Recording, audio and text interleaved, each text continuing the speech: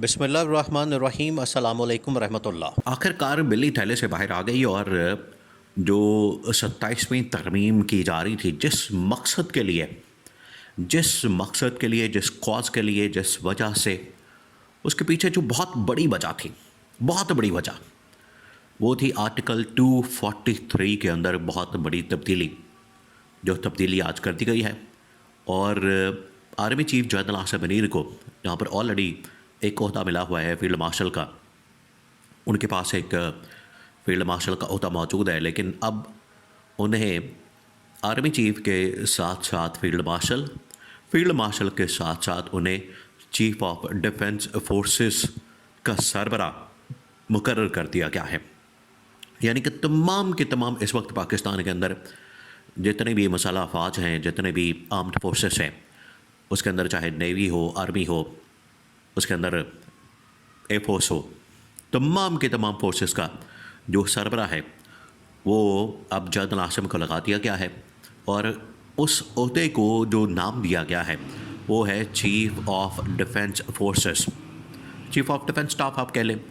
क्योंकि chief of army staff होता है बिल्कुल उसी तरीके से ये चीफ ऑफ डिफेंस स्टाफ है या चीफ ऑफ डिफेंस है, या फिर आप कह लें कि चीफ ऑफ डिफेंस फोर्सेस हैं, तो उन्हें ये लगा दिया गया है।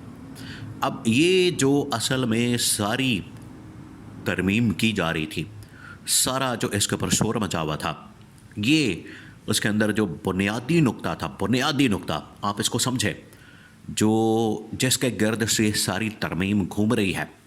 क्योंकि 26वीं तरमीम के अंदर तो इसकी ज़रूरत नहीं पड़ी, ना उस वक्त इस तरह के हालात थे, ना इस तरह के मामलात थे। ये तो ज़रूरत पड़ी है पाकिस्तान और इंडिया की जंग के बाद, और इस तरह का एक ओहदा क्रिएट करके ये मैसेज दिया गया है कि अब डायनामिक्स बदल गई हैं, मामलात बदल गए हैं और चीज़ों के अंदर जद्दत आ गई है। लिहाजा मौजूदा जो थ्रेट परसेप्शन है, मौजूदा जो हालात व वाक़यात है, मौजूदा जो मामलात हैं, उनको सामने रखते हुए हमने इस तरमीम के अंदर या 27वीं तरमीम के अंदर 243 में बाकायदा तरमीम करनी है और वहाँ पर ये एक ओहदा इंट्रोड्यूस करवाना है जिसको चीफ ऑफ डिफेंस फोर्सेस का नाम दिया गया है। और उन्हें अब बाकायदा तौर पर आर्मी चीफ के साथ साथ फील्ड मार्शल के साथ साथ चीफ ऑफ डिफेंस फोर्सेस यानी कि तमाम की तमाम मसल्ह फ़ौज का सरबरा लगा दिया गया है। और जो chairman joint chief of staff committee का ओहदा था उसको ख़त्म कर दिया गया है। यानी अब जनरल साहिर शमशाद मिर्ज़ा 27 नवंबर को ना सिर्फ वो रिटायर हो जाएंगे, उनकी मुद्दत मुलाजमत मुकम्मल हो जाएगी, बल्कि इसके साथ ये जो ओहदा है ये भी पाकिस्तान से बिल्कुल ख़त्म हो जाएगा। अब ऐसा क्या हुआ, आपने इसको समझना है। देखें, आज पाकिस्तान के अंदर बच्चा ये बात कर रहा है, आज पाकिस्तान के अंदर इसके बारे में बात की जा रही है, इसके बारे में डिस्कशन की जा रही है कि ऐसी क्या ज़रूरत पड़ गई कि ये तरमीम लानी पड़ी, ये तरमीम करनी पड़ी और इसमें ख़ास तौर पर आर्टिकल 243 को चेंज करना पड़ा। ऐसी कौन सी ज़रूरत पड़ गई, मामला क्या था? देखें, पाकिस्तान और इंडिया की जंग होती है आज से तकरीबन कोई 5-6 महीने पहले, मई के महीने में, और उसमें पाकिस्तान बड़ा ज़बरदस्त परफॉर्म करता है, पाकिस्तान कामयाबी हासिल करता है। उस वक्त तो ये तरमीम में नहीं थी, उस वक्त ये ओहदा भी नहीं था,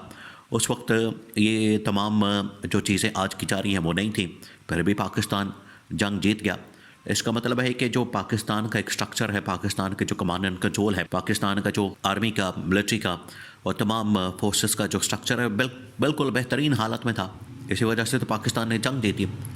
अगर कोई कमी बेशी होती, अगर उसके अंदर कोई मसला होता, अगर उसके अंदर कोई प्रॉब्लम होती, उसके अंदर कोई बुराई होती, उसके अंदर कोई मसला होता, तो उस वक्त पाकिस्तान को फिर उसका खमियाजा भुगतना पड़ता। लेकिन क्योंकि पाकिस्तान जीत गया तो फिर तो किसी मसले की ज़रूरत नहीं पड़ी। लेकिन ये जो असल में क्रिएट किया गया, इसके अंदर ये एक इम्प्रेशन आता है, इसके अंदर ये एक तासुर आता है, इसके अंदर ये बात की जाती है, लोग इसके ऊपर क्वेश्चन करते हैं, सवाल उठाते हैं कि उसके बाद फिर ऐसा क्या हुआ कि अगर तो उस वक्त ये तमाम के तमाम तरमीम नहीं थी, तमाम की तमाम चीज़ें नहीं थी, तो पाकिस्तान फिर भी जीत गया, तो आज फिर ज़रूरत क्यों पड़ गई? तो आज इसलिए ज़रूरत पड़ गई क्योंकि अब पाकिस्तान के ऊपर जो एक मिलिट्री इस्टेब्लिशमेंट का रूल है पाकिस्तान के अंदर जो मिलिट्री इस्टेब्लिशमेंट की जो जड़ें हैं उसको मजबूत करने के लिए, या army chief general Asim Munir की जो जड़ें हैं उसको मजबूत करने के लिए ये सब कुछ किया गया। ये एक तासुर मौजूद है और इसकी वजह से लोग इसके ऊपर सवाल उठाते हैं, बात करते हैं। और ये तमाम के तमाम लोग देखें, दो तरह के ग्रुप असल में इसके ऊपर बात कर रहे हैं, राय दे रहे हैं। एक तो वो ग्रुप है जो प्रो इस्टेब्लिशमेंट और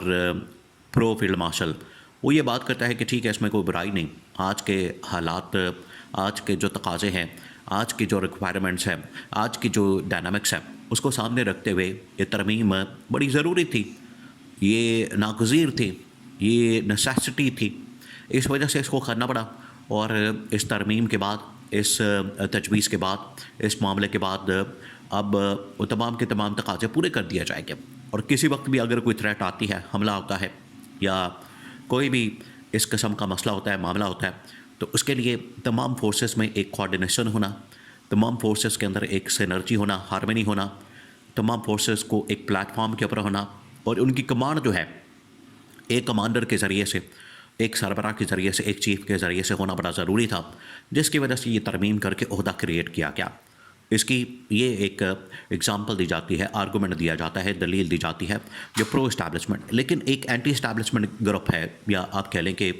जो मिलिट्री के स्ट्रक्चर के बारे में बात करता है और इस राय से इत्तेफाक नहीं करता, मुत्तफिक नहीं होता। वो ही कहता है कि ज़रूरत नहीं थी, अगर उस वक्त पाकिस्तान के ऊपर जंग मुसल्लत की गई, पाकिस्तान के ऊपर हमला किया गया, तो पाकिस्तान ने बड़ा ज़बरदस्त जवाब दे के उस जंग को जीत लिया।